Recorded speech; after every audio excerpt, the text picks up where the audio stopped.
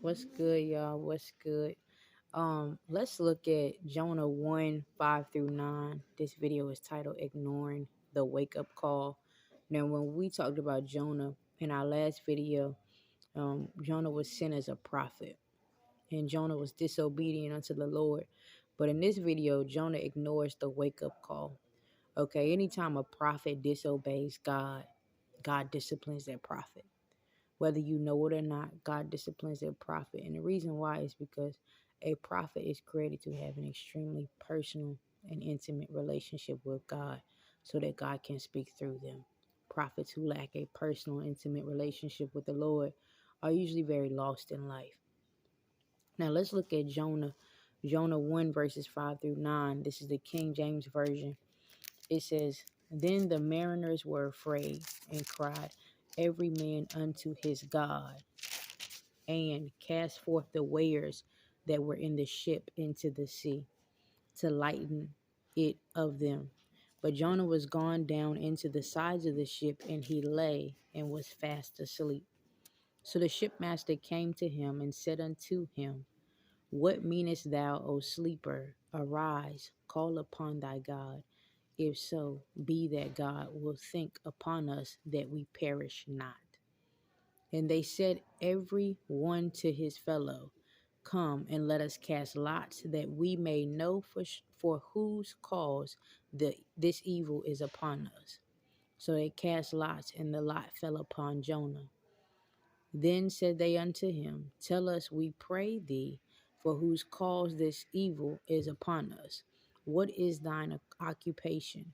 And whence comest thou? What is thy country? And of what people art thou? And he said unto them, I am an Hebrew, and I fear the Lord, the God of heaven, which hath made the sea and the dry land. And so Jonah now is in direct conflict and direct confrontation with his other ship, the other people on the ship. And Jonah is basically asleep. Verse 5 says, But Jonah was gone down into the sides of the ship, and he lay and was fast asleep. So Jonah didn't want to obey God, and he fell asleep as if he didn't have to listen to God. Every prophet has to listen. Whether you want to or not, every prophet has to listen to the Lord. Verse 6, So the shipmaster came to him and said unto him, What meanest thou, O sleeper? Arise, call upon thy God, if so be that God will think upon us that we perish not. It's bad when the people who are connected to you are like, you need to get up and do something. Like, you need to get up and you need to call upon your God, and you need to talk to your Lord, talk to your God so that we don't die. Like, you have a closer relationship to God. God will move on our behalf if you would talk to him. And so these people are basically like, Jonah, you got to get up and actually seek the face of your God, the one that you won't listen to. Verse 7, And they said every one to his fellow, Come and let us cast lots, that we may know for whose cause this evil is upon us. So they cast lots, and the lot fell upon Jonah. Anytime you all of a sudden are experiencing abnormal warfare, abnormal suffering, and you usually live in the grace of God, or you in a family and you the younger person in the family, and all of a sudden the family is going through warfare and turmoil and trials and tribulations, and y'all are usually protected and is sanctified and is in covenant with the Lord. Anytime um you you find yourself struggling spiritually, like this is a spiritual attack, this is demonic warfare, this is spiritual, this is not something that is something we can actually control. The Lord is truly after one person, and we happen to be connected to that person.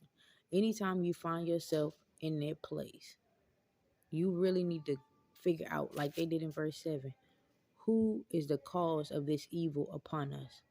Because the Lord's wrath is vicious. When the Lord get ready to wipe people out, when the Lord get ready to discipline his chosen person, he don't care who is connected to that person. you're just going to experience it too. It's sad when you marry somebody who God chastens, because God chastens those he loves. It's sad when you marry somebody who God chastens and they won't obey God. God is going to end up annihilating you just because you're that close to that person, because he don't care. He doesn't care about if you got hit when he went to get that person. He just don't care. That's just how he works. In verse 7 it says, so they cast lots, and the lot fell upon Jonah.